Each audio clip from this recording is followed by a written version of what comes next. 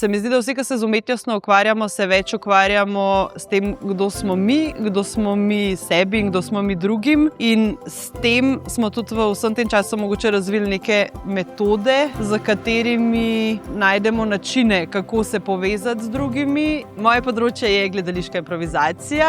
Vaje smo predrugačili in najdeli tudi načine, kako jih lahko uporabljamo v druge namene, kako jih lahko uporabljamo za prinesti neko temo v razred, kako jih lahko uporabljamo za grajenje odnosov z učenci, kako jih lahko uporabljamo za grajenje skupnosti. Mislim, da se lahko čisto sprostiš, kar ni nič tako hudega, da pač vse je v redu, če se zmotiš, ne rabiš biti nič živčen. Tudi če si, pač te ne bo noben nič heca ali pa kritizira ali pa kaj takšnega. Improvizacija v bistvu odvzame ta stres, ki ga prinaša učno okolje, in preko neke zabavne aktivnosti vpelje možnost, da se skupina sprosti, poveže, da se posameznik sprosti.